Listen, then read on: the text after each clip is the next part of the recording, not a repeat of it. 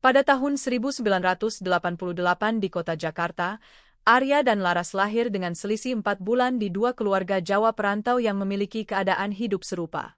Orang tua keduanya sama-sama merantau dari Solo ke Jakarta saat masih muda, membawa harta yang sangat sedikit, tetapi selalu percaya bahwa kerja keras bisa menciptakan masa depan yang berbeda bagi anak-anak mereka. Arya dan Laras termasuk generasi yang lahir dan besar di Jakarta, tumbuh di antara dua dunia, tradisi kampung halaman dan kehidupan kota yang modern, dan sejak dini harus belajar menyelaraskan hal-hal yang kadang terasa mustahil disatukan. Saat Arya lahir, Pak Sutrisno berusia 34 tahun dan Bu Wahyuni 31 tahun. Pak Sutrisno dulunya bekerja sebagai tukang kayu pada tahun-tahun awal merantau, menerima pekerjaan apapun yang bisa membantu keluarga membayar sewa rumah dan biaya hidup sehari-hari. Bu Wahyuni menerima jahitan di rumah, kerap menyelesaikan pesanan-pesanan kecil sambil tetap mengurus anak. Setelah bertahun-tahun menabung, keduanya berhasil membangun sebuah usaha mebel dan desain interior berskala kecil. Pekerjaan itu belum memberi kehidupan yang berlimpah, tetapi cukup untuk membuat keluarga tak lagi harus mencemaskan setiap pengeluaran seperti dulu. Laras lahir 4 bulan setelah Arya. Saat itu Pak Suryadi berusia 35 tahun dan Bu Yuliana 32 tahun. Pak Suryadi bersama Bu Yuliana mengelola beberapa toko bahan pangan di kawasan Jakarta. Gerai pertama dibuka dengan tabungan kecil milik pasangan itu. Mereka bekerja tanpa henti, sekaligus mengambil barang, menata produk, mengurus pembukuan, dan melayani sendiri para pelanggan. Dari satu toko kecil, usaha itu perlahan mapan dan berkembang menjadi jaringan toko yang dikenal luas oleh komunitas perantau Jawa di kawasan itu. Kedua keluarga saling mengenal lewat sebuah paguyuban pedagang perantau Jawa di Jakarta. Awalnya hubungan itu hanya berkisar pada berbagi pengalaman berdagang, sumber pasokan barang, dan cara mengatasi kesulitan sebagai perantau. Namun, kemiripan keadaan hidup dengan cepat membuat mereka menjadi akrab. Pak Sutrisno memahami tahun-tahun ketika Pak Suryadi harus bekerja tanpa hari libur. Bu Wahyuni pun ikut merasakan tekanan yang ditanggung Bu Yuliana saat harus mengurus keluarga sekaligus mempertahankan jalannya toko-toko. Persahabatan di antara para orang tua tanpa sengaja menumbuhkan ikatan istimewa di antara kedua anak. Arya dan Laras boleh dikatakan tumbuh bersama. Setiap kali kedua keluarga bertemu, mereka didudukan berdampingan, makan bersama, bermain bersama, dan ikut serta dalam berbagai kegiatan komunitas. Selisih usia 4 bulan tak menciptakan perbedaan yang berarti. Dalam ingatan masing-masing, sosok yang satu selalu hadir sebagai bagian akrab dari masa kecil, begitu dekat hingga tak seorang pun ingat persis kapan pertama kali mereka benar-benar saling mengenal. Arya sejak dini menunjukkan watak yang tenang dan berprinsip. Ia biasa berpikir matang sebelum memutuskan, suka menata segala sesuatu secara teratur, dan selalu memperhatikan akibat dari setiap pilihan. Ketika ikut sebuah kegiatan di sekolah atau di komunitas, Arya biasanya bersiap dengan cermat, membagi pekerjaan ke dalam bagian-bagian kecil, dan menyelesaikannya dengan sabar. Orang-orang dewasa menilai bahwa ia memiliki kehati-hatian seperti Pak Sutrisno, tetapi juga membawa rasa tanggung jawab yang terbentuk dari cara seluruh keluarga menjalani hidup. Laras justru berwatak kreatif, tegas, dan tak takut mencoba hal-hal baru. Anak perempuan itu kerap memunculkan gagasan yang belum sempat dibayangkan orang lain, kadang membuat orang tuanya cemas karena keberaniannya. Laras menyukai warna, bentuk, dan cara-cara perpaduan yang tak mengikuti pakem yang biasa. Ia tak mudah menyerah hanya karena sebuah gagasan dianggap sulit diwujudkan. Jika Arya butuh waktu untuk menimbang segala risiko, Laras biasanya ingin memulai lebih dulu lalu mencari cara mengatasi hambatan belakangan. Perbedaan itu tak menjauhkan kedua anak, justru membuat mereka saling melengkapi. Setiap kali Laras melontarkan gagasan yang terlalu besar, Arya membantunya memecahnya menjadi langkah-langkah yang bisa dikerjakan. Ketika Arya menjadi terlalu berhati-hati dan membatasi dirinya sendiri, Laraslah yang mendorongnya untuk mencoba sekali lagi. Tak seorang pun dari kedua anak itu benar-benar mengubah watak yang lain. Mereka hanya diam-diam saling membantu melihat kemungkinan-kemungkinan yang, jika sendirian, mungkin telah dilewatkan begitu saja. Pada tahun-tahun sekolah dasar, Arya dan Laras bersekolah di tempat yang sama, mengikuti kegiatan ekstrakurikuler, dan sering muncul bersama orang tua mereka dalam acara-acara warga perantau Jawa. Saat Lebaran, perayaan adat, atau kegiatan penggalangan dana, kedua anak diberi tugas yang sesuai dengan usia mereka. Mereka lambat laun memahami bahwa komunitas bukan sekadar tempat orang dewasa bertemu dan saling menopang usaha, tetapi juga tempat menjaga bahasa, adat, dan kenangan tentang kampung halaman yang hanya mereka kenal lewat cerita orang tua.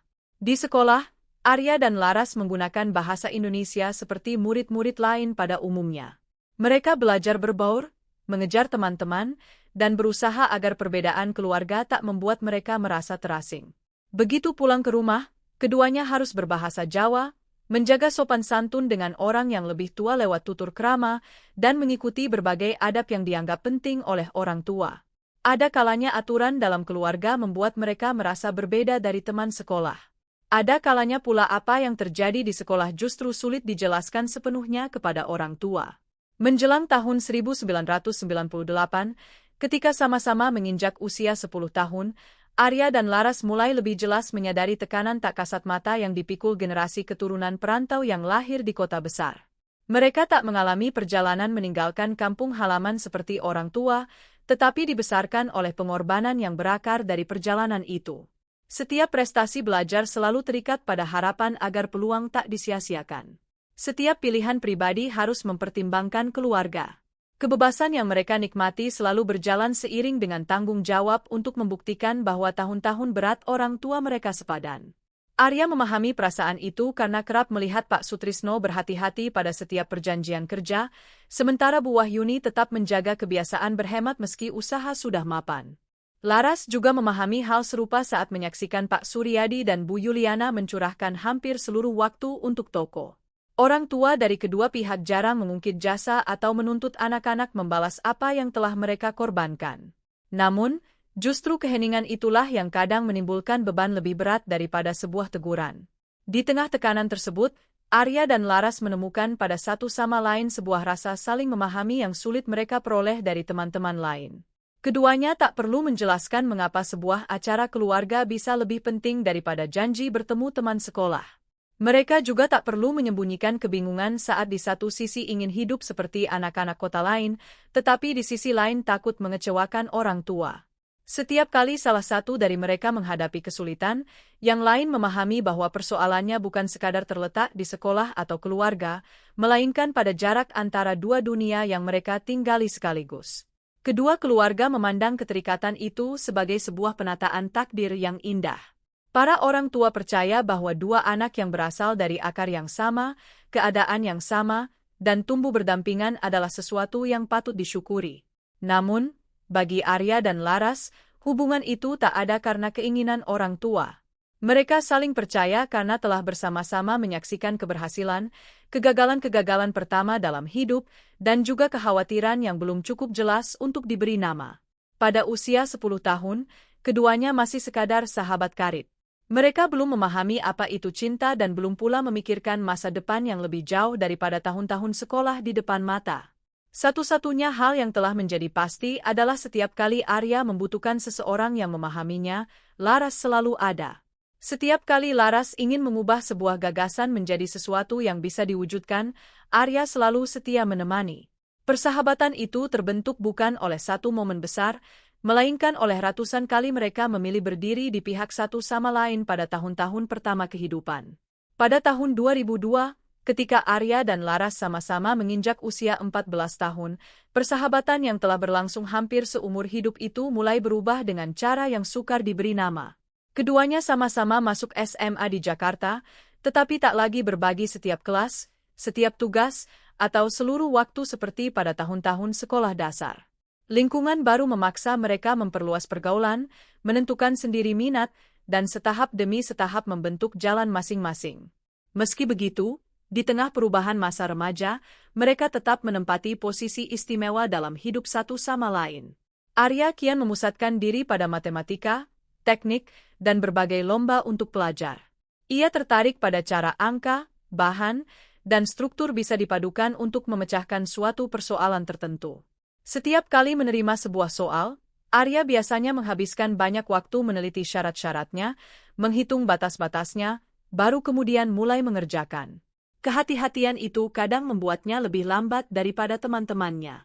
Namun, hasil akhirnya selalu masuk akal dan tinggi tingkat penyelesaiannya. Laras justru mencurahkan sebagian besar waktunya untuk seni rupa, fashion, dan proyek-proyek yang menggali citra budaya Jawa dalam kehidupan urban. Ia menaruh perhatian pada bagaimana sebuah garis tradisional bisa muncul pada busana modern tanpa menjadi sekadar tiruan sederhana. Motif-motif kain lama, foto-foto usang, dan cerita yang didengarnya dari Eyang Surti menjadi sumber ilham yang membuat Laras menyadari bahwa budaya keluarga bukan hanya tanggung jawab yang harus dijaga, melainkan juga bisa menjadi bahan untuk menyuarakan suaranya sendiri.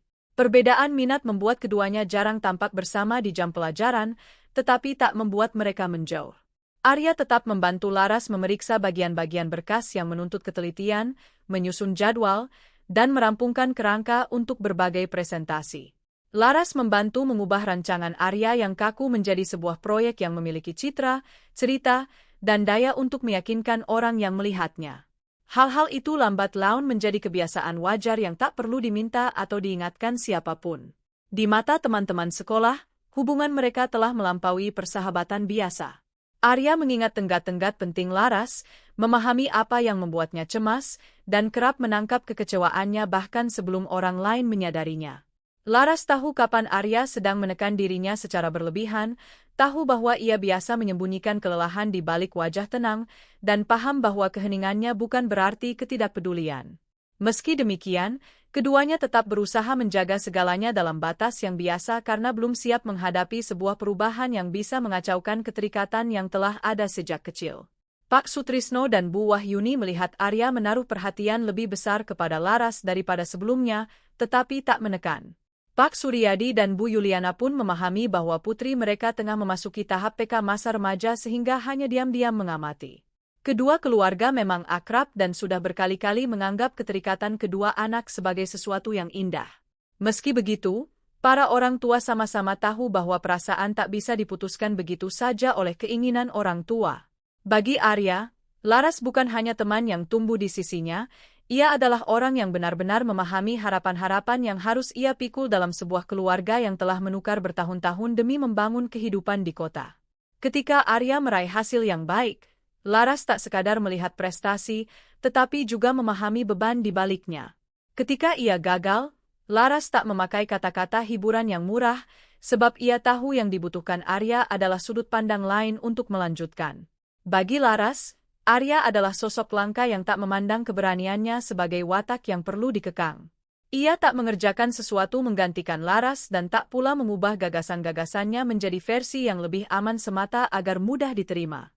Arya membantu Laras menemukan cara mewujudkannya tanpa kehilangan hal yang ingin ia sampaikan. Rasa hormat itu membuat Laras menyadari bahwa hubungan di antara mereka telah diam-diam berubah, meski belum ada seorang pun yang secara langsung menegaskannya. Ketika keduanya sama-sama berusia 16 tahun, sebuah lomba kreativitas tingkat provinsi menjadi titik balik yang paling nyata. Lomba itu menuntut para pelajar membangun sebuah karya yang sekaligus bernilai estetika, menunjukkan kesadaran akan lingkungan, dan mencerminkan identitas komunitas. Laras memutuskan merancang sebuah busana yang terinspirasi kebaya beserta foto-foto lama Eyang Surti. Ia tak ingin sekadar menciptakan ulang pakem tradisional, melainkan ingin mempertahankan jiwanya dalam sebuah rancangan yang cocok bagi generasi muda yang lahir dan besar di kota. Gagasan Laras menarik perhatian, tetapi juga menimbulkan banyak kesulitan. Jika terlalu banyak diubah, rancangan itu bisa kehilangan jejak budayanya. Jika terlalu dipertahankan seperti aslinya, karyanya tak akan memenuhi tuntutan kreativitas lomba. Laras harus menimbang antara keinginan pribadi dan kekhawatiran bahwa pilihannya bisa dipandang sebagai bentuk kurang hormat terhadap tradisi keluarga. Arya memahami pergulatan itu karena ia sendiri pun telah berkali-kali harus menyelaraskan dua dunia budaya. Arya bertugas membangun ruang pameran dari bahan daur ulang. Ia menciptakan sebuah struktur yang cukup kokoh untuk menonjolkan busana itu, tetapi tak menenggelamkan cerita yang ingin dikisahkan Laras. Setiap bahan dipilih berdasarkan syarat bisa dipakai ulang, mudah diangkut, dan sesuai dengan ketentuan lomba. Laras bertanggung jawab atas warna, tata letak citra, dan berbagai detail yang menghubungkan rancangan dengan foto-foto keluarga. Dalam proses penyelesaiannya, perbedaan yang dulu membuat mereka saling melengkapi juga menimbulkan tekanan. Arya menginginkan setiap bagian diperiksa dengan teliti sebelum dirakit, Laras khawatir kehati-hatian yang berlebihan justru akan membuat karyanya kehilangan kesan alami. Ada saat keduanya sama-sama yakin bahwa cara masing-masinglah yang lebih diperlukan. Namun, mereka tak membiarkan perbedaan pendapat berubah menjadi perebutan hak memutuskan. Arya menyesuaikan struktur agar gagasan awal Laras tetap terjaga. Sementara Laras menerima untuk menyingkirkan detail-detail yang bisa membuat karya itu kurang seimbang. Karya yang rampung bukan sekadar berkisah tentang sebuah busana, ia mencerminkan pengalaman anak-anak muda yang tumbuh di kota besar namun selalu membawa kenangan yang diwariskan dari keluarga. Foto-foto lama tak hadir sebagai hiasan, melainkan menjadi bukti sebuah sejarah yang nyata. Bahan daur ulang yang dipakai Arya menonjolkan gagasan bahwa warisan tak perlu dijaga dalam keadaan dia membeku. Ia bisa diterima, diubah, dan diberi kehidupan yang baru. Karya itu meraih penghargaan tinggi di lomba tingkat provinsi. Prestasi tersebut membuat kedua orang tua bangga. Namun, bagi Arya dan Laras, hal yang lebih penting terletak pada kesadaran yang muncul setelah proses bekerja bersama. Keduanya sama-sama memahami bahwa hasil karya seseorang selalu memuat jejak orang yang lain. Rancangan Laras takkan bisa ditampilkan secara utuh tanpa struktur yang dibangun Arya. Bagian pameran Arya pun hanya akan menjadi sebuah model teknis belaka tanpa cerita dan emosi dari Laras. Setelah lomba itu, batas antara persahabatan dan cinta tak lagi sejelas dulu. Mereka tetap belajar, mengikuti kegiatan komunitas, dan saling menopang seperti yang telah mereka lakukan bertahun-tahun. Tetapi setiap keputusan mulai membawa makna yang berbeda. Arya tak hanya memikirkan apakah sebuah pilihan cocok bagi dirinya sendiri, ia juga menimbang bagaimana pilihan itu akan berpengaruh pada Laras. Laras pun mulai menyadari bahwa masa depannya tak lagi menjadi sebuah jalan yang sepenuhnya terpisah. Perasaan itu tak diumumkan lewat sebuah pernyataan besar dan tak pula menjelma menjadi pemberontakan khas anak muda.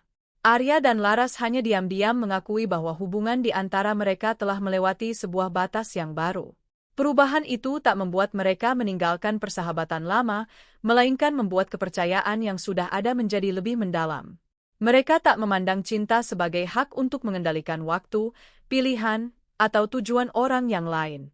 Kedua orang tua bergembira ketika menyadari perasaan keduanya, tetapi tetap mengingatkan mereka agar mengutamakan sekolah. Pada usia 16 tahun, Arya dan Laras memahami bahwa keterikatan bertahun-tahun tak menjamin mereka akan selalu menempuh arah yang sama.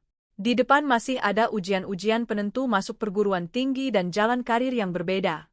Karena itu, mereka tak memakai cinta sebagai alasan untuk melepaskan tanggung jawab dan tak pula menuntut yang lain menyempitkan mimpinya demi melindungi hubungan. Arya terus menekuni matematika, teknik, dan desain. Laras terus mengembangkan kemampuan seni rupa beserta kecintaannya pada fashion. Mereka bersaing secara sehat, berterus terang, saling menunjukkan bagian yang belum sempurna, dan bersama-sama bersiap menghadapi tahap kedewasaan. Persahabatan sejak kecil telah berubah menjadi cinta, tetapi hal yang menahan mereka tetap bersama tetaplah rasa hormat yang dulu membantu keduanya melewati tekanan-tekanan awal kehidupan. Pada usia 16 tahun, mereka belum tahu kemana masa depan akan membawa diri mereka. Mereka hanya tahu bahwa sejak saat itu, setiap rencana pribadi telah memiliki tambahan seorang lagi yang perlu dipertimbangkan. Pada tahun 2006, ketika sama-sama menginjak usia 18 tahun, Arya dan Laras harus berhadapan dengan pilihan pertama yang benar-benar bisa mengubah hubungan mereka. Setelah bertahun-tahun bersekolah bersama di Jakarta, keduanya diterima di perguruan tinggi yang sesuai dengan kemampuan dan impian masing-masing. Arya menempuh kuliah arsitektur di Universitas Indonesia di Depok, sementara Laras pindah ke Yogyakarta untuk belajar desain busana di Institut Seni Indonesia Yogyakarta. Jarak antara kedua kota itu tak terlampau besar jika dilihat di peta, tetapi bagi dua mahasiswa yang mulai menjalani hidup mandiri, itu adalah tantangan yang sama sekali lain. Kedua keluarga sama-sama mendukung keputusan tersebut. Pak Sutrisno dan Bu Wahyuni memahami bahwa Universitas Indonesia adalah lingkungan yang cocok bagi Arya untuk mengembangkan kemampuan merancang, pola pikir struktural, dan kepeduliannya terhadap bangunan yang melayani masyarakat. Pak Suryadi bersama Bu Yuliana juga tahu Laras perlu pergi ke Yogyakarta, tempat ia bisa mendekati dunia fashion secara profesional. Tak seorang pun mengusulkan agar salah satu dari mereka melepaskan kampus yang telah dipilih demi berdekatan dengan yang lain. Arya dan Laras sendiri pun memahami bahwa jika cinta hanya bisa bertahan ketika seseorang menyempitkan masa depannya, hubungan itu cepat atau lambat akan menjadi beban. Bulan-bulan awal kuliah membuat keduanya menyadari bahwa menjalani hubungan jarak jauh lebih sulit daripada yang pernah mereka bayangkan. Arya harus menyesuaikan diri dengan beban belajar yang berat, tugas-tugas arsitektur yang berlarut-larut, dan tuntutan ketelitian pada setiap detail. Laras memasuki lingkungan yang penuh persaingan, tempat setiap rancangan dinilai bukan hanya dari kreativitas, tetapi juga teknik, daya guna, dan kemampuan menampilkan identitas pribadi. Jadwal kuliah yang berbeda membuat mereka tak lagi mudah menemukan waktu bersama seperti dulu. Perubahan terbesar tak terletak pada jarak geografis, melainkan pada kenyataan bahwa masing-masing mulai memiliki kehidupan tersendiri.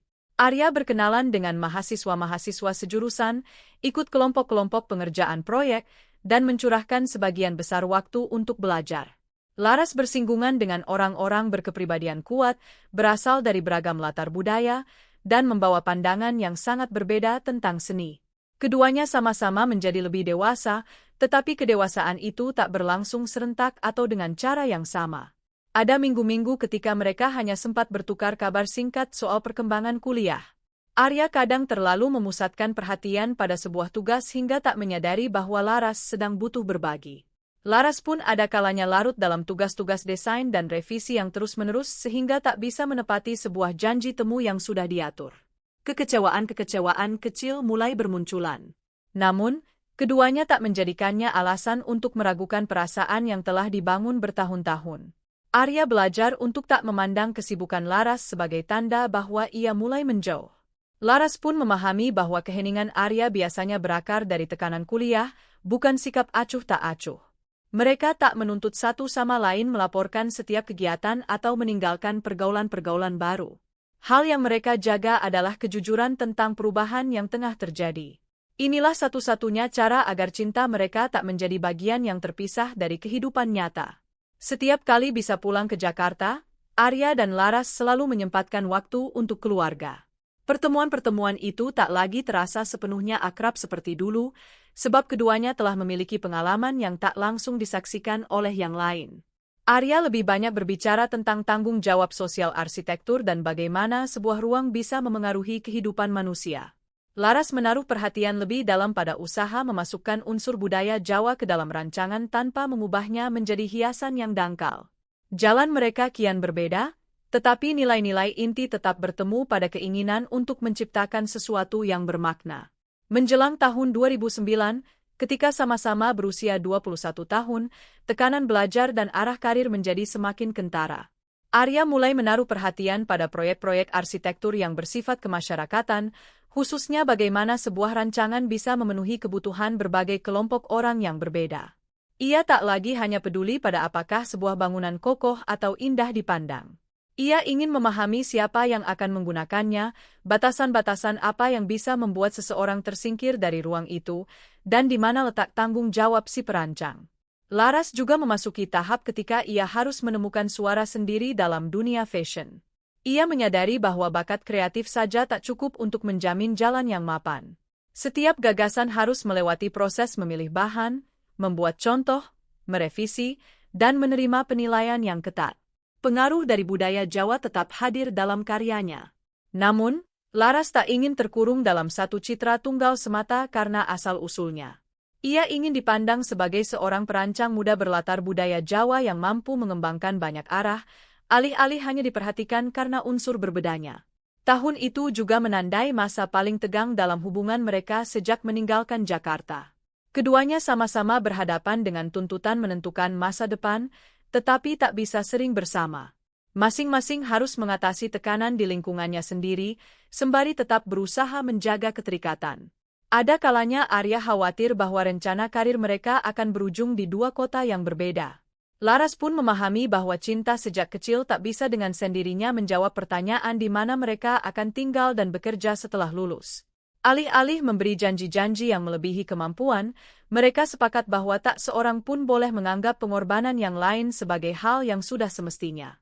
Arya tak meminta Laras kembali ke Jakarta semata agar hubungan menjadi lebih praktis. Laras pun tak ingin Arya melepaskan arah pengembangan yang telah ia pilih. Mereka menerima bahwa masa depan belum bisa ditata secara utuh dan cinta pada saat itu harus hidup bersama ketidakpastian. Menjelang tahun 2010, ketika keduanya berusia 22 tahun, masa kuliah memasuki tahap akhir. Hasil yang diraih tak membuat jalan di depan menjadi lebih mudah. Arya harus beralih dari tugas-tugas yang dibimbing di kampus menuju lingkungan kerja, tempat setiap keputusan terikat oleh anggaran, aturan, dan kebutuhan klien. Laras pun bersiap memasuki dunia fashion dengan persaingan yang sengit, tempat seorang perancang muda harus membuktikan diri lewat setiap peluang kecil. Hari kelulusan bukanlah titik akhir dari masa berjauhan.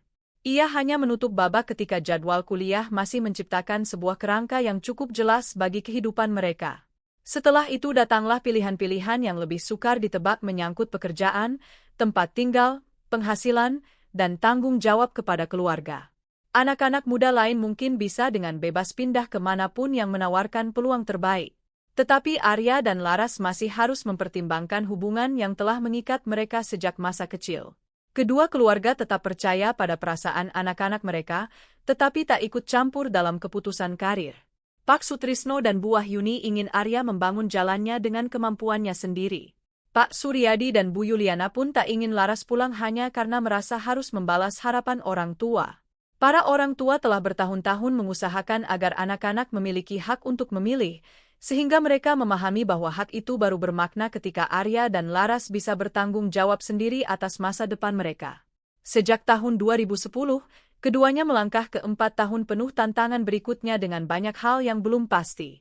Mereka bukan lagi dua remaja yang percaya bahwa asalkan saling mencintai maka semua jalan akan bertemu dengan sendirinya. Mereka telah memahami bahwa jarak, tekanan karir, dan perubahan pribadi sama-sama bisa melemahkan sebuah hubungan. Namun, mereka juga tahu bahwa keterikatan di antara mereka tak pernah dijaga oleh kemudahan. Arya dan Laras tak membuat sebuah ikrar besar untuk 4 tahun ke depan. Mereka hanya terus memilih satu sama lain lewat setiap keputusan, sekaligus melindungi hak berkembang orang yang lain. Setelah 12 tahun sejak pertama kali menyadari beratnya tumbuh di antara dua dunia, mereka kembali berdiri di hadapan sebuah batas yang baru.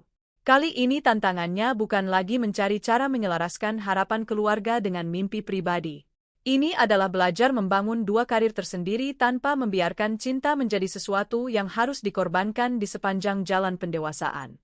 Sejak tahun 2010, Arya dan Laras memasuki masa ketika setiap pilihan harus dipertimbangkan dengan hal-hal yang lebih nyata daripada sekadar perasaan. Setelah lulus, Arya tetap tinggal di kawasan Jakarta untuk memulai pekerjaan di sebuah biro arsitektur di Jakarta. Laras terus tinggal di Yogyakarta, bekerja sebagai asisten desainer bagi sebuah label busana yang tengah berupaya memperluas pasar. Keduanya sama-sama mendapat pekerjaan yang sesuai dengan bidang yang dipelajari, tetapi posisi awalnya rendah, penghasilannya belum stabil, dan waktu untuk diri sendiri nyaris tak tersisa seperti dulu. Arya dengan cepat menyadari bahwa lingkungan kerja jauh berbeda dari tugas-tugas kuliah di Universitas Indonesia. Di kampus, ia bisa menghabiskan banyak waktu meneliti sebuah gagasan dan membelanya dengan argumen keahlian. Dalam pekerjaan, setiap usulan masih bergantung pada anggaran, tenggat, aturan pembangunan, dan keputusan orang-orang yang lebih berpengalaman. Tak jarang bagian pekerjaan yang ia rampungkan selama berhari-hari berubah hanya setelah satu kali rapat. Arya harus belajar mempertahankan prinsip tanpa menjadi orang yang kaku, sekaligus menerima bahwa kemampuan pribadi belum cukup untuk memberinya hak memutuskan segalanya. Laras pun mengalami perasaan serupa di dunia fashion. Bulan-bulan awal ia tak diberi tugas membangun koleksi seperti yang pernah ia bayangkan. Sebagian besar pekerjaannya adalah menyiapkan berkas, memantau contoh, memeriksa bahan, dan memperbaiki detail-detail kecil sesuai permintaan atasan. Ada gagasan yang ia yakini baru, tetapi tak dipakai karena biaya produksi atau karena label menganggapnya belum cocok bagi pelanggan. Laras memahami bahwa kreativitas hanya bisa bertahan lama ketika si perancang tahu cara mengubahnya menjadi produk yang mampu berdiri kokoh di pasar. Jarak antara Jakarta dan Yogyakarta terus memaksa mereka menjaga hubungan lewat rencana-rencana yang ketat. Perjalanan untuk bertemu tak lagi bergantung pada jadwal libur kuliah, melainkan harus disesuaikan dengan perkembangan pekerjaan, biaya perjalanan, dan berbagai tanggung jawab keluarga. Ada bulan ketika mereka bisa bertemu beberapa kali, Tetapi ada pula masa ketika rencana harus berturut-turut dibatalkan karena sebuah proyek mendadak. Setiap kali seperti itu selalu menyisakan kekecewaan, meski keduanya memahami bahwa yang lain tak sengaja memilih pekerjaan menggantikan cinta. Ketegangan meningkat saat mereka mulai melihat bahwa jalur karir bisa memperpanjang keadaan berjauhan hingga bertahun-tahun lagi. Biro tempat Arya bekerja memberinya kesempatan ikut dalam proyek-proyek besar di kawasan Jakarta. Jika diteruskan, ia bisa mengumpulkan pengalaman yang diperlukan untuk maju ke ujian sertifikasi keahlian arsitek melalui Ikatan Arsitek Indonesia. Sementara itu, Laras mulai diperhatikan atasannya berkat kemampuan memadukan pola pikir modern dengan pengaruh budaya tanpa membuat produknya terkesan dipaksakan. Yogyakarta memberinya jaringan profesional yang baru bisa ia bangun setelah bertahun-tahun. Arya tak ingin meminta Laras meninggalkan peluang-peluang itu. Laras pun tak bisa mengusulkan Arya pindah ke Yogyakarta ketika pekerjaannya tengah menanjak. Namun, sikap selalu menghormati pilihan satu sama lain tak membuat kekhawatiran itu lenyap. Keduanya mulai memahami bahwa sebuah hubungan bisa runtuh bahkan tanpa pengkhianatan atau kesalahan yang nyata. Cukup dengan dua orang yang terus-menerus menunda membangun kehidupan bersama, jarak lambat laun akan menjelma menjadi keadaan yang dianggap biasa. Pada tahun 2011, tekanan ekonomi membuat persoalan itu kian jelas. Arya masih harus membayar berbagai kewajiban terkait kuliah, sekaligus menyisihkan uang untuk proses mengumpulkan pengalaman kerja. Laras hidup hemat karena penghasilan seorang asisten desainer tak cukup untuk membuatnya leluasa menekuni proyek-proyek pribadi. Kedua orang tua siap membantu bila diperlukan, tetapi Arya dan Laras sama-sama ingin bertanggung jawab sendiri. Mereka memahami bahwa apa yang telah dibangun orang tua adalah hasil kerja bertahun-tahun, bukan sumber yang bisa disandari anak-anak setiap kali menghadapi kesulitan. Pak Sutrisno dan Bu Wahyuni tak mendesak Arya untuk segera berkeluarga. Pak Suryadi dan Bu Yuliana pun menghindari pertanyaan yang membuat Laras merasa harus memilih antara pekerjaan dan perasaan. Namun, di dalam komunitas perantau Jawa di Jakarta, keterikatan bertahun-tahun antara keduanya membuat banyak orang secara otomatis percaya bahwa sebuah pernikahan hanya tinggal soal waktu. Basa-basi bertanya yang bermaksud baik tanpa sengaja menciptakan tekanan. Arya dan Laras tak ingin menikah semata untuk memenuhi harapan, tetapi mereka juga tak bisa terus mengelak dari pertanyaan tentang masa depan. Menjelang tahun 2012, sebuah peluang baru muncul ketika Laras diberi kesempatan terlibat lebih dalam pada proses pengembangan sebuah lini produk untuk pelanggan muda. Ini adalah kemajuan yang telah ia nantikan sejak lulus. Jika pekerjaan itu berhasil, kedudukannya di perusahaan bisa berubah cukup besar. Pada saat yang sama, Arya diberi tambahan tanggung jawab dalam sebuah proyek yang mengandung unsur pelayanan bagi masyarakat. Ia melihat peluang untuk mengubah hal-hal yang dulu ia tekuni di kampus menjadi pengalaman kerja yang nyata. Keberhasilan datang kepada keduanya hampir bersamaan, tetapi alih-alih menyelesaikan persoalan, hal itu justru membuat pilihan menjadi lebih sulit. Mereka bukan lagi anak-anak muda yang cukup mencari pekerjaan apa saja untuk memulai. Masing-masing telah berdiri di sebuah jalan yang jelas dan memahami bahwa berpindah kota bisa membuat usaha bertahun-tahun terputus. Untuk pertama kalinya cinta mereka diuji bukan hanya oleh jarak, tetapi juga oleh dua peluang yang sama-sama pantas diperjuangkan. Pada masa yang paling menegangkan, Arya dan Laras sempat mempertimbangkan untuk menghentikan sementara hubungan mereka. Tak seorang pun ingin memakai perpisahan sebagai cara menekan, tetapi keduanya sama-sama takut bahwa mereka tengah menahan yang lain dalam sebuah janji tanpa batas waktu. Pikiran itu memaksa mereka menengok kembali seluruh jalan yang telah ditempuh bersama. Hubungan mereka tak pernah sekalipun dipertahankan oleh pengorbanan yang hanya datang dari satu pihak. Jika kali ini salah satu harus melepaskan segalanya, fondasi kesetaraan yang mereka hargai takkan lagi utuh. Alih-alih memutuskan dalam keadaan lelah, mereka mulai menyusun sebuah rencana yang jelas. Arya menentukan rentang waktu yang diperlukan untuk merampungkan tuntutan-tuntutan penting dalam pekerjaan dan mendekat pada sertifikat keahliannya. Laras menimbang kemampuan mengembangkan rancangan secara mandiri alih-alih sepenuhnya bergantung pada sebuah perusahaan di Yogyakarta. Keduanya sepakat bahwa tujuannya bukan mencari siapa yang harus mengikuti siapa, melainkan menciptakan sebuah arah yang memungkinkan mereka tinggal di kawasan yang sama tanpa menghapus karir salah satu pun. Rencana itu tak langsung membuahkan hasil. Dalam 2 tahun berikutnya, mereka masih harus terus melakukan perjalanan bolak-balik, berhemat, dan menerima ketidakhadiran pada momen-momen penting. Ada saat Laras membutuhkan bantuan ketika proyeknya menemui kesulitan, tetapi Arya terikat oleh tenggat pengerjaan bangunan. Ada pula saat Arya mengalami kegagalan dalam pekerjaan sementara Laras hanya bisa menyemangati dari jauh. Batasan-batasan itu membuat keduanya sedih, tetapi juga memaksa mereka melepaskan anggapan bahwa mencintai seseorang berarti harus selalu hadir tepat pada waktunya. Awal tahun 2014, setelah 4 tahun bekerja, Laras telah mengumpulkan pengalaman untuk menimbang arah pengembangannya sendiri. Ia menyadari bahwa dirinya tak ingin menghabiskan seluruh masa depan untuk mewujudkan visi orang lain. Rancangan-rancangan yang dulu berawal dari kenangan keluarga dan pengalaman seorang keturunan perantau Jawa tetaplah hal yang ingin ia tekuni dalam jangka panjang. Kepulangan ke Jakarta karena itu tak lagi sekadar dipandang sebagai konsesi bagi Arya. Jakarta juga memiliki komunitas, pelanggan, serta sumber daya yang bisa membantunya membangun sebuah label dengan caranya sendiri. Arya saat itu telah memiliki kedudukan yang lebih mapan di bironya dan mendekat pada sasaran karir yang ia tetapkan. Ia tak berjanji bahwa semua kesulitan akan berakhir jika Laras pulang. Ia hanya menunjukkan kepadanya bahwa mereka bisa sama-sama menyusun sebuah rencana yang berpijak pada kemampuan nyata. Di dalamnya pekerjaan Laras tak dipandang sebagai sesuatu yang berdiri di belakang karir Arya. Rasa hormat itu membantu Laras mengambil keputusan tanpa merasa sedang kehilangan dirinya sendiri. Akhir tahun 2014, Laras kembali ke Jakarta setelah 8 tahun belajar dan bekerja di Yogyakarta. Keputusan ini menutup masa yang paling penuh tantangan sejak keduanya dewasa. Arya dan Laras tak keluar dari babak itu dengan sebuah cinta yang sempurna. Mereka pernah kecewa, ragu, dan berdiri dekat pada kemungkinan berpisah. Tetapi justru sikap tak memaksa yang lain berkorban dalam diam itulah yang membantu mereka menjaga hal yang paling penting. Setelah berbulan-bulan persiapan, Arya melamar Laras dengan restu kedua keluarga. Ikrar itu tak lahir dari tekanan komunitas atau perasaan harus menuntaskan sebuah kisah yang telah dimulai sejak masa kecil. Ia adalah buah dari tahun-tahun ketika keduanya membangun kemampuan sendiri, menerima jarak, dan dengan sukarela mencari jalan untuk kembali berdampingan.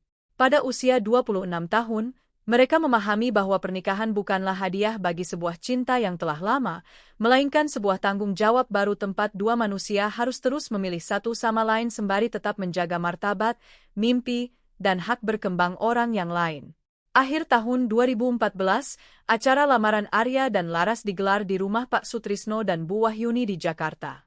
Setelah bertahun-tahun menyaksikan kedua anak tumbuh berdampingan, keempat orang tua tak memandang ini sebagai hasil yang sudah pasti dari sebuah persahabatan sejak kecil.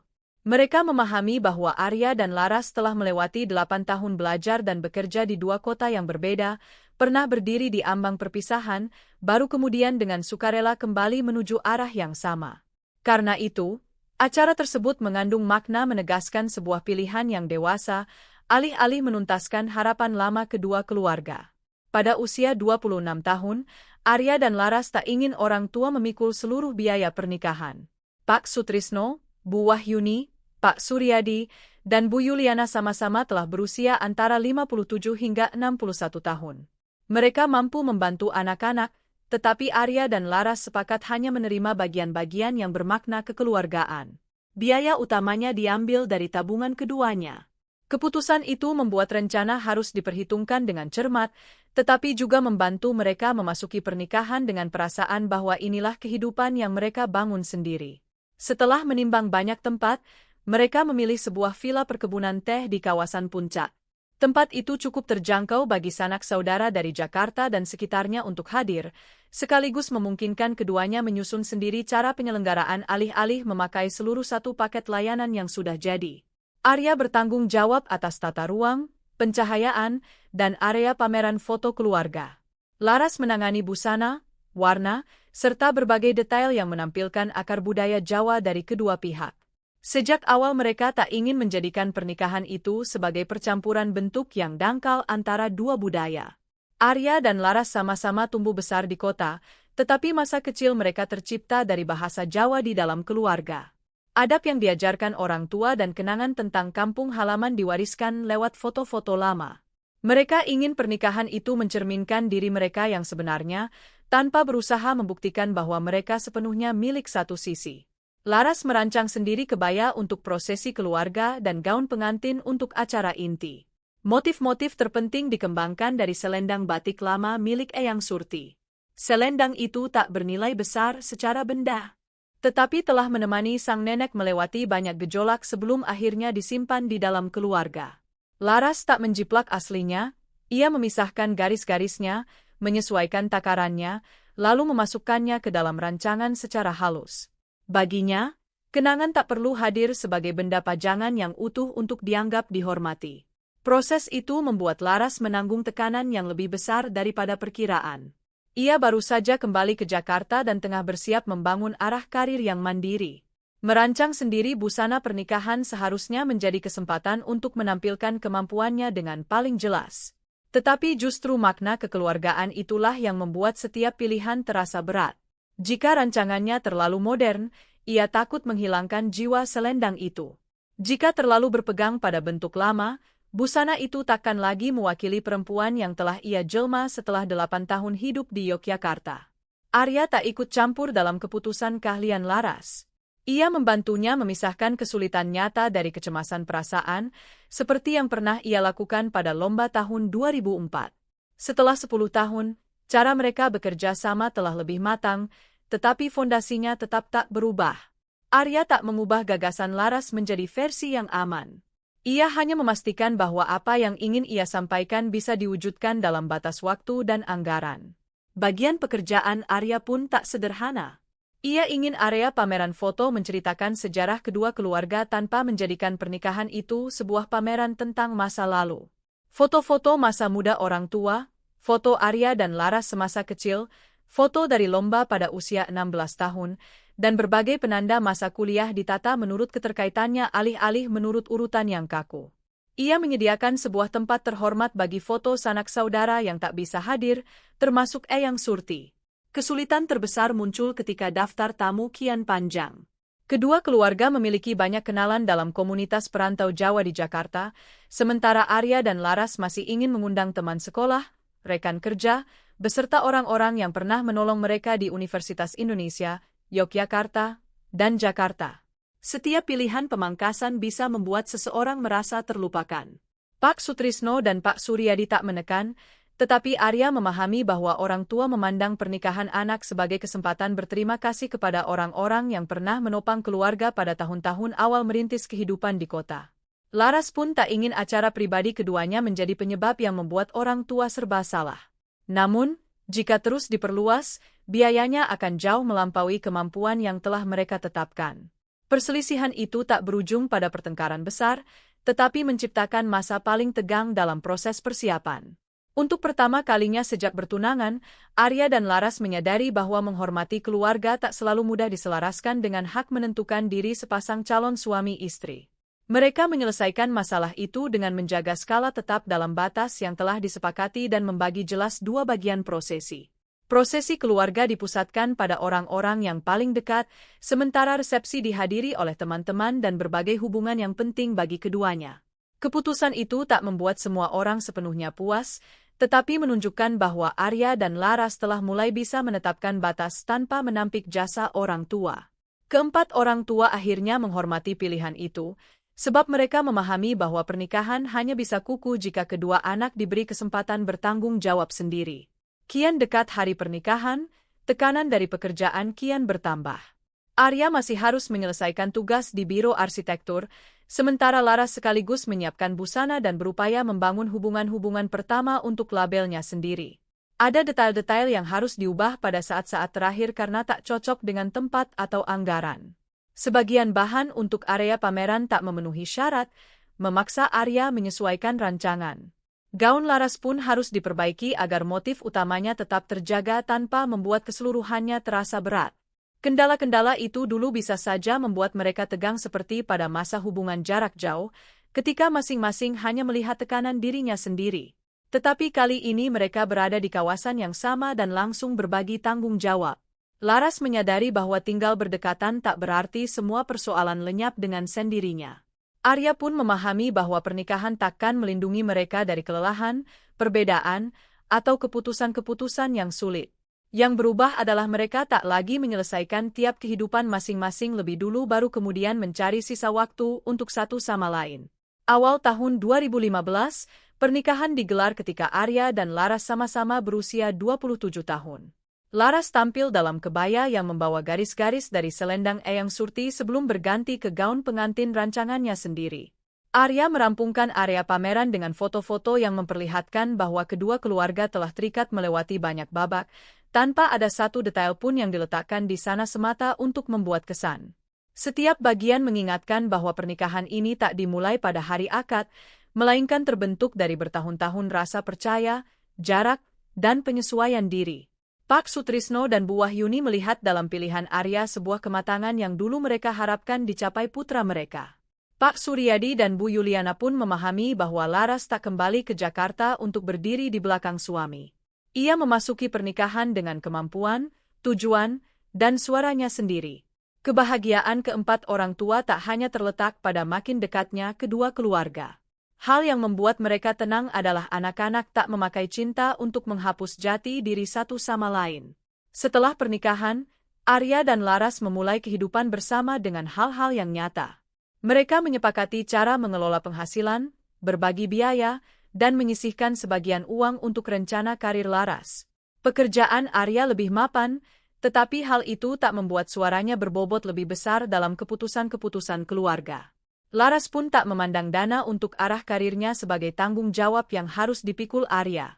Keduanya memahami bahwa kesetaraan tak terletak pada semua sumbangan yang harus selalu sama, melainkan pada kenyataan bahwa tak seorang pun secara otomatis berhak menentukan masa depan orang yang lain. Pernikahan menutup sebuah perjalanan panjang sejak masa kecil, tetapi tak menciptakan akhir yang sempurna bagi segala kesulitan. Arya masih harus melangkah lebih jauh dalam profesi arsitektur. Laras masih berdiri di hadapan sebuah jalan yang belum pasti setelah meninggalkan lingkungan yang telah membantunya berkembang di Yogyakarta. Mereka memiliki dukungan keluarga, tetapi kehidupan baru akan memaksa keduanya membuktikan bahwa prinsip-prinsip yang dulu membantu mereka melewati jarak bisa tetap hidup di dalam pernikahan. Pada usia 27 tahun, Arya dan Laras tak memasuki kehidupan suami istri dengan keyakinan bahwa cinta bertahun-tahun akan menjamin segalanya. Mereka hanya membawa satu hal yang telah teruji.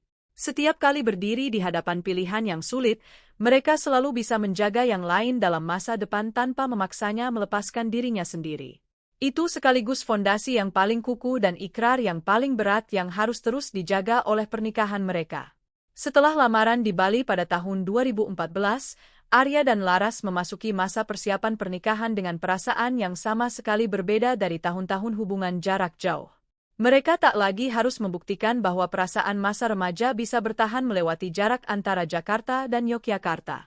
Hal yang perlu keduanya lakukan saat itu adalah mengubah hubungan yang telah berlangsung lebih dari satu dekade menjadi sebuah kehidupan bersama yang nyata. Di dalamnya cinta harus berdiri berdampingan dengan pekerjaan, keuangan, tanggung jawab keluarga, dan berbagai perbedaan yang terbentuk sepanjang proses pendewasaan.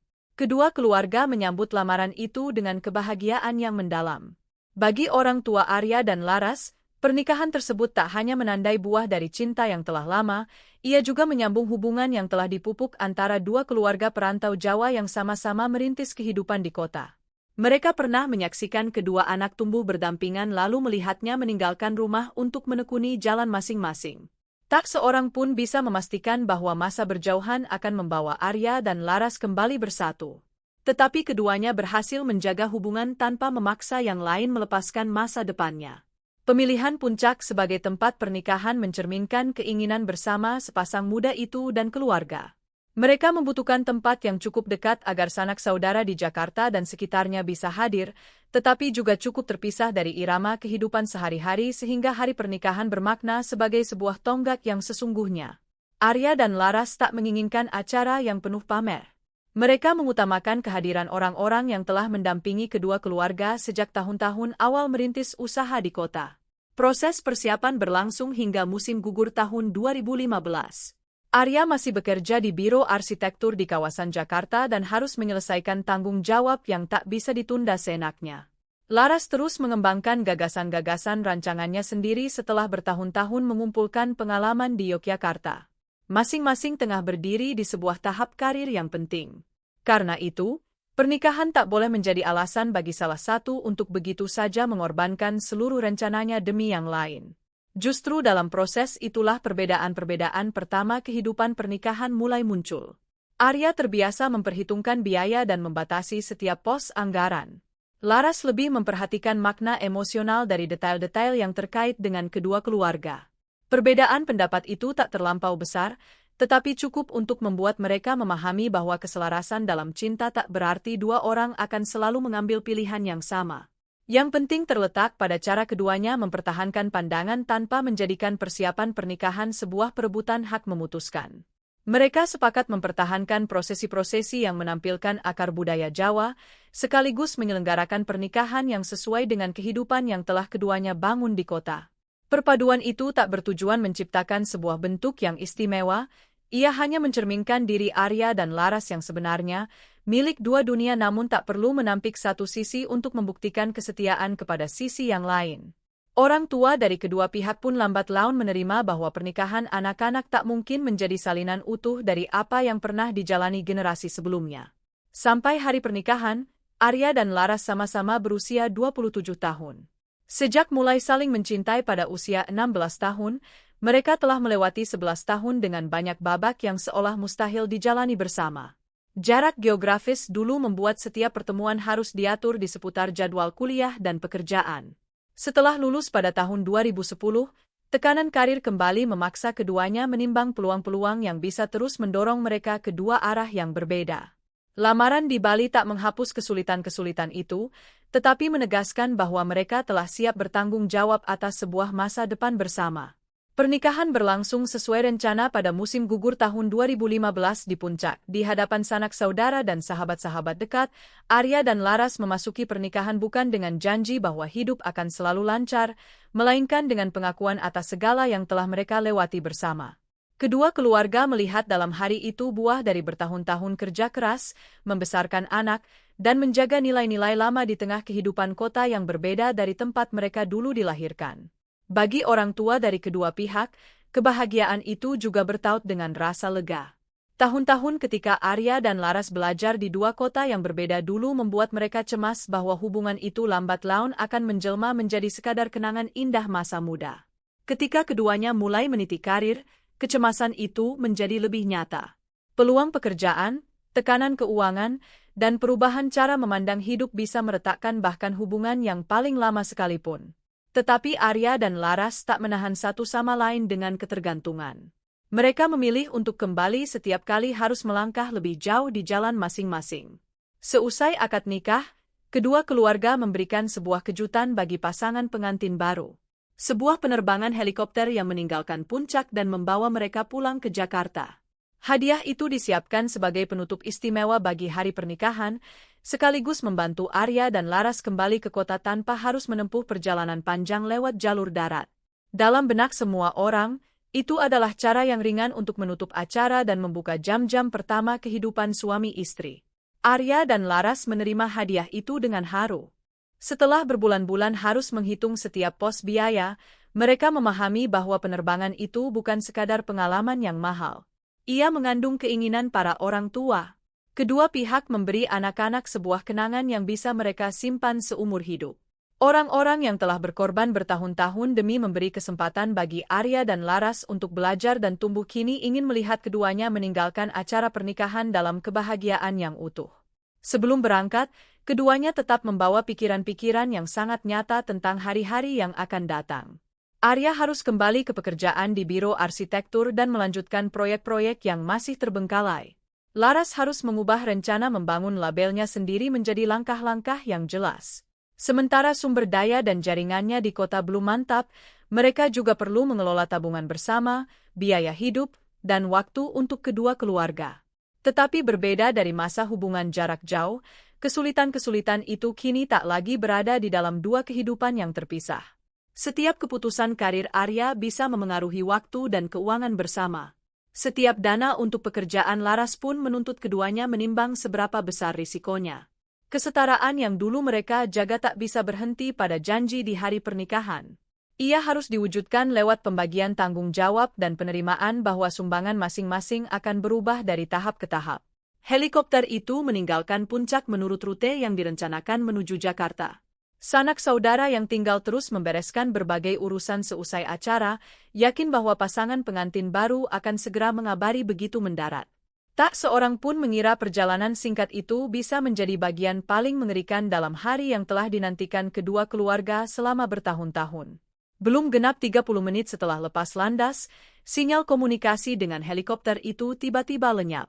Tak ada kepastian bahwa pesawat telah tiba di Jakarta, tak ada pula pemberitahuan yang jelas tentang posisi terakhir Arya dan Laras. Panggilan-panggilan pertama tak mendapat jawaban, kebahagiaan pernikahan dengan cepat berganti menjadi sebuah kekosongan dingin yang tak bisa dijelaskan siapapun. Hari yang seharusnya membuka kehidupan bersama Arya dan Laras berakhir dengan sebuah pertanyaan tanpa jawaban. Setelah 11 tahun melewati segala jarak, keduanya telah menaiki penerbangan itu dengan keyakinan bahwa perjalanan yang paling sulit telah tertinggal di belakang. Tetapi sebelum mereka sempat melangkah ke dalam rumah bersama, helikopter yang membawa pasangan pengantin baru itu telah lenyap dari jalur terbang antara Puncak dan Jakarta.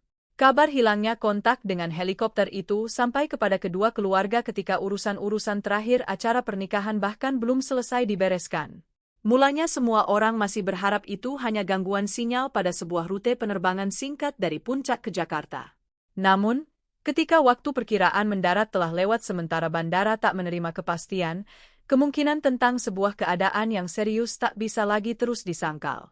Hari bahagia yang baru saja berakhir seketika berubah menjadi penantian paling menegangkan yang pernah dialami kedua keluarga.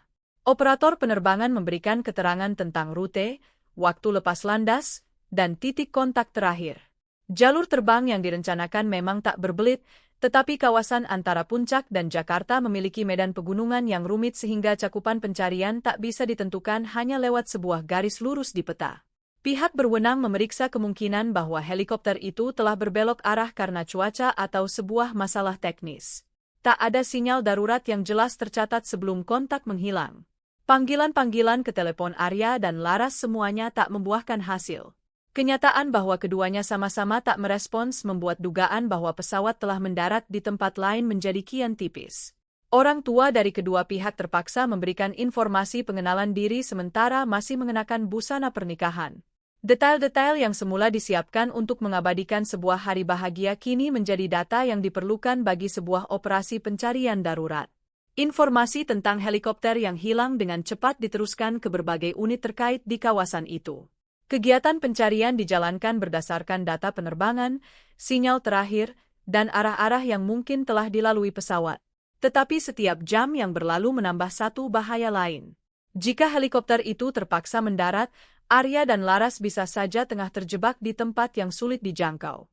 Jika pesawat mengalami kerusakan yang lebih parah, peluang selamat orang-orang di dalam kabin akan bergantung pada seberapa cepat mereka ditemukan. Kedua keluarga tak lagi mampu berbuat apa-apa selain menunggu dan memberikan informasi yang diminta. Ketidakberdayaan itu terasa sangat kejam sebab penerbangan tersebut sejatinya adalah hadiah yang mereka siapkan bersama.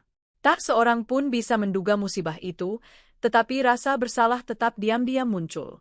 Sebuah keputusan yang lahir dari cinta kini membuat mereka bertanya-tanya apakah Arya dan Laras akan menghadapi bahaya seandainya meninggalkan Puncak dengan kendaraan biasa. Meski begitu, pencarian tak bisa berpijak pada penyesalan. Semua orang harus memusatkan perhatian pada fakta-fakta yang nyata. Jadwal ditinjau ulang, titik-titik kontak dicocokkan, kawasan-kawasan yang mungkin menjadi tempat pendaratan darurat disisir. Tim-tim pencari memperluas cakupan ketika tak ada jejak yang ditemukan di arah terbang yang direncanakan. Perluasan itulah yang memunculkan sebuah kemungkinan baru. Helikopter itu bisa saja telah melenceng ke arah Sukabumi sebelum benar-benar kehilangan kontak. Dugaan ini membuat pencarian beralih ke sebuah kawasan yang berbeda dari tujuan semula. Tak seorang pun tahu apakah perubahan arah itu terjadi dengan sengaja atau akibat sebuah gangguan. Satu-satunya hal yang bisa dipastikan adalah pesawat tak melanjutkan rute yang benar menuju Jakarta. Cakupan yang baru mencakup tempat-tempat yang sulit diamati dan sukar dijangkau dari darat. Penentuan posisi karena itu bergantung pada kerjasama antara kekuatan di udara dan tim-tim penyisir di bawah. Selama waktu itu, orang tua Arya dan Laras harus berhadapan dengan sebuah ketakutan yang tak berani mereka ucapkan. Dua orang muda yang baru saja menikah belum sempat pulang ke rumah. Rencana-rencana tentang pekerjaan, keuangan, dan kehidupan bersama masih ada di depan. Keduanya telah menghabiskan 11 tahun menjaga hubungan lewat jarak, tetapi kini keberadaan mereka justru bergantung pada sebuah pencarian yang tak bisa dikendalikan keluarga. Ketika sebuah tanda yang tak wajar ditemukan di kawasan Sukabumi, tim SAR belum langsung menarik kesimpulan. Kawasan itu harus didekati dan diperiksa lebih dulu sebelum dipastikan apakah itu memang helikopter yang hilang atau bukan. Rentang waktu menunggu kabar resmi berlangsung dalam ketegangan. Bagi kedua keluarga, harapan dan ketakutan saat itu nyaris tak bisa dipisahkan. Ditemukannya pesawat bisa mengakhiri ketidakpastian, tetapi juga bisa membawa jawaban yang tak seorang pun sanggup menerimanya. Helikopter itu akhirnya dipastikan berada di sebuah kawasan Sukabumi yang melenceng dari rute yang direncanakan menuju Jakarta. Pesawat telah mengalami kecelakaan, tetapi keadaan di lokasi menunjukkan masih ada kemungkinan seseorang selamat. Tim penyelamat seketika mengalihkan fokus dari mencari kendaraan menjadi menjangkau orang-orang di dalam kabin. Medan membuat proses itu tak bisa berlangsung secepat yang diharapkan. Namun, dipastikannya posisi telah menciptakan sebuah peluang yang sebelumnya bisa lenyap seiring setiap jam yang berlalu. Arya dan Laras ditemukan masih hidup. Kabar itu sampai kepada kedua keluarga setelah rentang waktu panjang yang menggantung di antara harapan dan keputusasaan. Namun, selamat tak berarti bahaya telah berakhir. Keduanya sama-sama harus dievakuasi dari lokasi dan menerima perawatan medis darurat. Keadaan mereka belum memungkinkan keluarga mengetahui sepenuhnya akibat yang bisa ditinggalkan kecelakaan itu. Penyelamatan dijalankan dalam keadaan yang menuntut kehati-hatian. Setiap langkah mendekat harus memastikan agar keadaan para korban tak menjadi lebih parah. Arya dan Laras telah melewati waktu terisolasi setelah helikopter kehilangan kontak, tak bisa mengabari keluarga bahwa mereka masih hidup. Mereka meninggalkan puncak dengan pikiran sedang menempuh sebuah perjalanan singkat. Tetapi hanya dalam waktu kurang dari 30 menit, semua rencana tentang hari-hari awal pernikahan telah berganti menjadi naluri bertahan hidup. Ketika Arya dan Laras dipindahkan ke tempat perawatan, orang tua dari kedua pihak baru bisa percaya bahwa pencarian itu tak berakhir dengan kehilangan. Rasa lega tak datang secara utuh. Ia hadir berdampingan dengan kecemasan tentang kesehatan, kemungkinan pulih, dan gejala-gejala sisa yang belum bisa segera dinilai. Pernikahan yang dulu menjadi tonggak penanda masa depan yang terbuka lebar, setelah kecelakaan, masa depan itu menyempit menjadi pertanyaan-pertanyaan yang lebih sederhana. Apakah keduanya bisa melewati tahap berbahaya? Apakah mereka bisa kembali ke kehidupan yang normal? Dan apakah luka-luka yang tak terlihat akan terus ada bahkan setelah tubuh pulih? Hari-hari awal perawatan membuat Arya dan Laras memahami bahwa ditemukannya mereka hanyalah awal dari sebuah perjalanan yang lain. Kecelakaan itu tak bisa dihapus hanya karena mereka selamat. Laras harus berhadapan dengan perasaan bahwa hari pernikahannya terbelah menjadi dua bagian yang sepenuhnya berlawanan. Di satu sisi ada kebahagiaan di hadapan keluarga, di sisi lain ada saat ketika segalanya lepas dari kendali. Arya pun menyadari bahwa rencana-rencana yang dulu ia anggap mendesak tiba-tiba terasa jauh ketika kehidupan bisa berubah hanya dalam beberapa menit. Kedua keluarga bergiliran mendampingi mereka dan menunda berbagai urusan yang semula sudah diatur seusai pernikahan. Hadiah helikopter menjadi hal yang tak seorang pun ingin menyebutnya. Bukan karena ada orang yang sengaja menyebabkan kecelakaan, melainkan karena ia terpaut dengan rasa bersalah yang terlampau besar. Arya dan Laras tak ingin orang tua memikul beban itu. Keputusan memberikan penerbangan itu lahir dari cinta, sementara musibahnya adalah hal yang berada di luar kehendak semua orang. Jika cinta diubah menjadi alasan untuk menghukum diri sendiri, kecelakaan itu akan terus melukai bahkan mereka yang tak berada di dalam penerbangan. Penyelidikan penyebabnya tetap menjadi tanggung jawab Komite Nasional Keselamatan Transportasi, sementara yang diutamakan keluarga adalah proses pemulihan. Arya dan Laras tak bisa langsung kembali kepada rencana-rencana yang telah ada. Pekerjaan Arya harus dihentikan sementara. Rencana membangun label Laras pun terpaksa dikesampingkan. Untuk pertama kalinya dalam bertahun-tahun, keduanya tak bisa memakai kerja keras atau kedisiplinan untuk mempersingkat tantangan di depan mata. Mereka terpaksa menerima keterbatasan tubuh dan ketidakpastian proses penyembuhan. Kecelakaan itu juga mengubah cara keduanya memandang pernikahan yang baru dimulai. Sebelum hari pernikahan, mereka mengira tantangan terbesar adalah menyelaraskan dua karir, mengelola keuangan, dan menjaga kesetaraan dalam kehidupan bersama. Tetapi belum sempat menjalankan rencana-rencana itu, mereka telah harus mempelajari sebuah pelajaran yang lebih keras. Tak setiap masa depan bisa dilindungi dengan persiapan. Ada musibah-musibah yang datang tanpa memberi manusia kesempatan untuk menawar. Arya dan Laras telah diselamatkan dari Sukabumi, tetapi jalan untuk kembali ke kehidupan lama masih sangat panjang. Selamat memberi mereka kesempatan untuk melanjutkan, bukan mengembalikan secara utuh apa yang telah ada sebelum penerbangan itu. Ketika tahap paling berbahaya perlahan berlalu, keduanya memahami bahwa pernikahan mereka takkan dimulai dengan bulan madu atau rumah bersama seperti yang dulu direncanakan. Ia akan dimulai dalam proses pemulihan, dengan belajar menerima luka, bergantung pada orang lain, dan bersama-sama menghadapi akibat yang ditinggalkan kecelakaan. Proses pemulihan Arya dan Laras dimulai tepat setelah keduanya melewati tahap berbahaya. Ditemukannya mereka dalam keadaan hidup di Sukabumi hanya menyelesaikan ketakutan terbesar kedua keluarga. Luka-luka akibat kecelakaan itu masih memerlukan berbulan-bulan pengobatan, pemantauan, dan pemulihan fungsi tubuh. Pernikahan mereka yang baru dimulai tak memiliki bulan madu, tak memiliki hari-hari awal yang tenang di dalam rumah bersama. Ia dimulai dengan rumah sakit, rekam medis, dan rencana-rencana yang terpaksa dihentikan tanpa batas waktu. Pada minggu-minggu awal, Arya dan Laras belum bisa mengetahui secara pasti kapan mereka bisa kembali ke kehidupan normal. Para dokter hanya bisa menilai tahap demi tahap sebab kemampuan pulih bergantung pada reaksi tubuh dan tingkat kestabilan setelah kecelakaan. Arya dulu terbiasa menyelesaikan setiap persoalan dengan rencana yang jelas, tetapi kali ini ia tak bisa menetapkan sebuah tenggat yang pasti. Laras pun harus menerima bahwa label yang ia siapkan bisa kehilangan peluang berkembang jika penundaan berlarut-larut. Kedua keluarga bergiliran membantu tanpa menambah tekanan bagi pasangan muda itu. Orang tua dari kedua pihak masih menyimpan rasa bersalah karena penerbangan helikopter adalah hadiah yang mereka pilih bersama. Meski tak seorang pun bisa meramalkan musibah, mereka tetap terus-menerus memikirkan sebuah kemungkinan lain, yaitu Arya dan Laras meninggalkan puncak lewat jalur darat dan pulang ke Jakarta dengan selamat.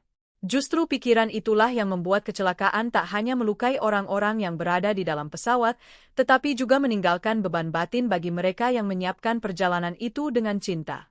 Arya dan Laras tak membiarkan perasaan itu menjadi retakan di antara dua generasi. Mereka memahami bahwa jika orang tua terus menyalahkan diri sendiri, kecelakaan itu takkan berakhir bahkan setelah keduanya pulih. Penerbangan itu dipilih untuk menciptakan sebuah kenangan indah, bukan karena kelalaian atau niat menempatkan mereka dalam bahaya. Tanggung jawab menentukan penyebab berada pada penyelidikan yang berwenang. Keluarga tak bisa mengubah apa yang telah terjadi dengan menghukum diri sendiri. Akhir tahun 2015, keadaan Arya dan Laras perlahan lebih stabil, tetapi pemulihan tak berlangsung merata. Ada kemajuan yang jelas, lalu muncul lagi keterbatasan yang memaksa mereka menyesuaikan harapan. Arya belum bisa segera kembali ke beban pekerjaan yang lama. Laras pun belum cukup kuat melanjutkan rencana usaha dengan irama yang telah disiapkan sebelum pernikahan. Keduanya harus bersandar pada tabungan dan bantuan yang terbatas dari keluarga, sementara biaya hidup, pengobatan, dan berbagai kewajiban lain terus berjalan. Itu adalah pertama kalinya mereka harus berhadapan dengan ketergantungan setelah bertahun-tahun berusaha membangun kehidupan dengan kemampuan sendiri. Perasaan itu kadang bahkan lebih sulit diterima daripada ketidaknyamanan fisik. Arya dulu percaya bahwa tanggung jawabnya adalah memastikan pernikahan memiliki fondasi yang mantap. Laras dulu ingin memasuki pernikahan tanpa dipandang sebagai orang yang harus menyempitkan karirnya. Kecelakaan itu membuat keduanya untuk sementara kehilangan kemampuan mewujudkan hal-hal yang telah mereka ikrarkan, tetapi juga memaksa mereka memahami bahwa nilai seseorang tak lenyap hanya karena orang itu sedang membutuhkan pertolongan. Sepanjang tahun 2016, Arya dan Laras terus pulih langkah demi langkah. Mereka tak berusaha menciptakan ulang persis kehidupan sebelum kecelakaan sebab keduanya telah berubah dengan cara-cara yang tak bisa dibalikkan. Suara-suara yang berkaitan dengan penerbangan, berita-berita tentang musibah penerbangan, dan bahkan gambar-gambar dari hari pernikahan sama-sama bisa membangkitkan kembali masa terisolasi setelah helikopter mengalami kecelakaan. Luka batin tak tampak sejelas hasil pemeriksaan medis, tetapi langsung memengaruhi tidur, kemampuan memusatkan perhatian, dan rasa aman mereka. Keduanya menerima pendampingan psikologis alih-alih menganggap keselamatan sebagai alasan yang mengharuskan mereka langsung menjadi kuat. Mereka memahami bahwa rasa syukur dan rasa takut bisa hadir pada saat yang sama. Terselamatkannya mereka tak membuat kenangan-kenangan mengerikan lenyap dengan sendirinya. Sebaliknya, kesadaran bahwa mereka telah berada begitu dekat dengan batas terakhir kadang membuat kehidupan setelahnya terasa lebih berat. Arya dan Laras harus belajar memandang reaksi diri sebagai akibat yang perlu disembuhkan, bukan tanda kelemahan. Ketika kesehatannya mengizinkan, Arya perlahan kembali ke bidang arsitektur, tetapi cara ia memandang pekerjaan telah berbeda dari dulu. Proyek-proyek yang dulu dinilai terutama dari peluang naik jenjang kini juga ditimbang dari nilainya bagi masyarakat. Laras pun kembali menekuni desain dengan irama yang lebih hati-hati. Ia tak melepaskan labelnya sendiri, tetapi tak lagi memandang kecepatan berkembang sebagai satu-satunya ukuran keberhasilan. Kecelakaan itu tak membuat mereka kehilangan ambisi. Ia hanya membuat keduanya memahami bahwa waktu dan kemampuan manusia selalu memiliki batas. Dalam proses pemulihan, Arya dan Laras menyadari bahwa ditemukannya mereka bukan semata karena keberuntungan. Di balik penyelamatan itu ada kerja sama berbagai unit pencari, petugas medis, dan orang-orang yang telah memperluas cakupan penyisiran hingga ke Sukabumi ketika arah terbang semula tak membuahkan hasil. Seandainya satu mata rantai lebih lambat atau satu dugaan tak diperiksa, akhirnya bisa saja sama sekali berbeda. Kesadaran itu lambat laun menumbuhkan pada mereka sebuah tanggung jawab baru. Menjelang tahun 2017, ketika kesehatan dan kehidupan telah lebih stabil, Arya dan Laras mendirikan Yayasan Sayap Nusantara. Nama yayasan itu bertaut dengan asal-usul kedua keluarga, penerbangan yang telah mengubah hidup mereka, dan kesempatan bertahan hidup yang mereka terima. Lembaga itu memusatkan diri pada dukungan bagi kegiatan tanggap darurat, pemulihan setelah kecelakaan, dan pertolongan bagi keluarga-keluarga yang harus menghadapi musibah tak terduga. Mereka tak membangun yayasan untuk mengubah tragedi pribadi menjadi sebuah kisah yang mencari perhatian. Tujuan keduanya adalah mengalihkan pengalaman selamat menjadi bantuan yang bisa sampai kepada orang-orang yang tengah berada dalam keadaan serupa. Arya memanfaatkan pengalaman mengelola proyek untuk membangun mekanisme kerja yang transparan dan nyata. Laras menangani bagian citra yang menghubungkan komunitas serta cara menyampaikan kisah tanpa mengeksploitasi kepedihan orang yang dibantu. Keduanya sepakat bahwa yayasan tak boleh hidup semata dari nama besar atau kecelakaan mereka. Ia harus membuktikan nilainya lewat kasus-kasus yang tertolong, lewat sumber dana yang jelas, dan lewat kerjasama dengan lembaga-lembaga yang berkeahlian. Yayasan Sayap Nusantara berkembang lambat tetapi stabil. Sumbangan-sumbangan pertama datang dari sanak saudara, sahabat, dan komunitas perantau Jawa di Jakarta. Setelah itu jangkauannya meluas ketika makin banyak orang mengenal tujuan lembaga tersebut. Arya dan Laras tetap menjalankan pekerjaan masing-masing sebab mereka tak ingin yayasan menjadi sarana pengganti karir atau menjadikan mereka lambang sebuah kisah selamat. Kecelakaan itu adalah bagian dalam hidup mereka, tetapi bukan keseluruhan jati diri mereka. Pada tahun-tahun berikutnya, pernikahan Arya dan Laras pun lambat laun menemukan irama hidup yang dulu ingin mereka bangun sebelum penerbangan itu. Kesetaraan di antara keduanya tak terletak pada selalu membagi setiap tanggung jawab menjadi dua bagian yang sama. Ada masa Arya memikul lebih banyak ketika Laras memusatkan diri pada pekerjaan desain. Ada saat Laras harus menata ulang rencana agar Arya bisa menyelesaikan sebuah proyek kemasyarakatan. Yang penting adalah tak seorang pun memandang pengorbanan yang lain sebagai kewajiban yang sudah semestinya. Musim gugur tahun 2020, Arya dan Laras memperingati 5 tahun pernikahan. Tonggak waktu itu tak hanya mengingatkan mereka pada pernikahan di puncak, tetapi juga menandai 5 tahun sejak penerbangan yang kehilangan kontak, pencarian di Sukabumi, dan proses panjang untuk kembali ke kehidupan yang normal.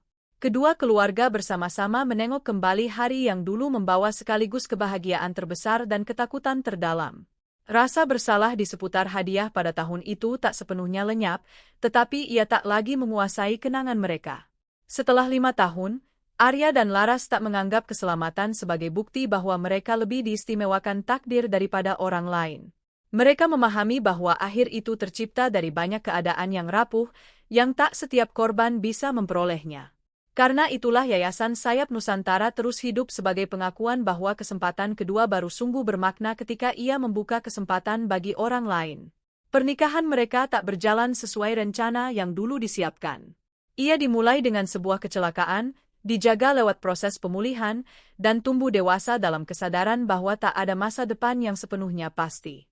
Arya dan Laras telah saling mencintai sejak masa remaja, melewati jarak antara Jakarta dan Yogyakarta, lalu selamat dari musibah tepat di hari pernikahan.